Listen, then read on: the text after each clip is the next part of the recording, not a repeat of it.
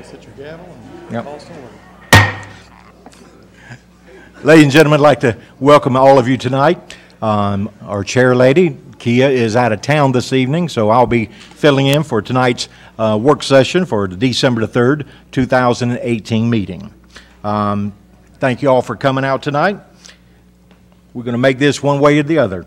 We move on to 102 to the public agenda. There's nobody on the public agenda tonight. So we'll move on to our next one. It's probably going to be the fastest meeting y'all have ever had. Don't say that.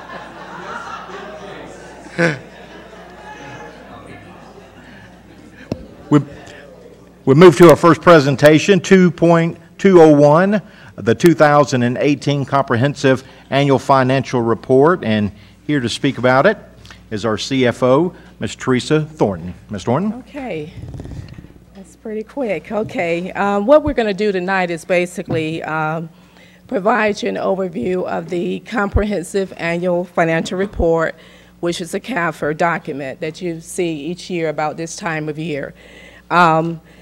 Before I start, I just pretty much want to preference the fact that right now this is the initial document. We presented it to our audit committee last Thursday, and we also submitted it to our external auditors who's in the process of reviewing the document. We anticipate that there are additional adjustments, and we're just pleased to report that the adjustment that we do have is a positive adjustment, which is going to have a good positive effect on the actual net position. So tonight what we're doing is just pretty much walking through what we shared with the audit committee on last Thursday. We will have a final document to the board on this Friday, and that would have the final comments from our external auditors, and also that updated information that we received on this last Friday. So we'll begin. Let's see. So basically, we talk about really what is a CAFR. The Comprehensive Annual Financial Report is really just a set of financial statements. And basically what it does is try to share with you what is the actual overall financial operations, the position of the district or entity. It's prepared in accordance to generally accepted accounting principles and standards. It's also required for any government entities, such as the school district. And again, it answers how well did we do financially in relation to the prior 12 months. And it's audited by external auditors, which are also CPAs, with the American Institute of Certified Public Accountants. Okay, so we begin with the highlights. If you would turn to page 4 of your document.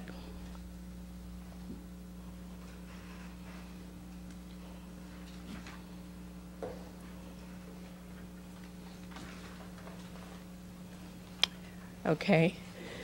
Now here what we do is we want to pretty much share with you what's in the document. It's a lot of numbers, a lot of information, but basically we're going to highlight the financial section.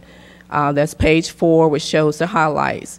This represents the 3rd consecutive year, and I'll wait till everybody get to that page, that the district has dedicated funding for salary and wage increases for staff district-wide, primarily addressing the inequity in pay issues that we knew that we had over the years, and also relieving the salary compression. So when you go into the details, you'll see that there has been a significant increase year over year if you look at last year's CAFR, the total expenditures. So we included like a 2% increase for the certificated. There was other increases that were included. So our expenditures were up. We're also, again, dedicating additional resources to the classroom. So you'll see that the expenditures, again, are up year over year. And we'll give you a little bit more detail with that as we go into the document. So as referenced here, the expenditures grew to $274.9 million, which is up $18.2 million over 17, which is a 7.1% increase. Okay. Then the next page, we're still on page 4, looking at, again, the highlights. We look at the fund balance, like really what has happened to the fund balance in relation to the previous year. We see that it dropped 4.7, and that would be expected if we're expending more in our expenditures. So you have two variables that you're looking at when you're always looking at what happens with fund balance. You have your revenues and your expenditures. So in this case, we knew that the actual expenditures were up based upon the information that we shared about the salary adjustments, dedicating more to the classroom. So we're saying overall we spent about $4.7 million.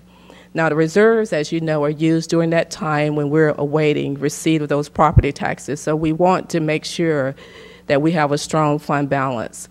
We're showing that for 18, again, as referenced here on the slide, we're dedicating additional resources to the classroom to address the growing needs of the students. And as I go through here, if there's any questions, you can stop me as well. Okay, then back on page 4, the other highlights is the SPLOS. We currently have a 2015 SPLOS project. There is total about $34.9 million.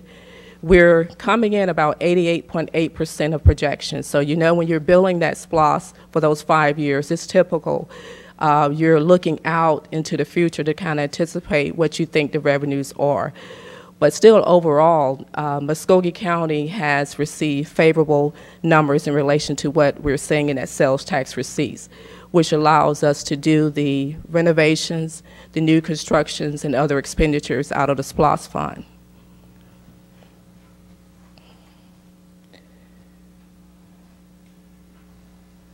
Okay.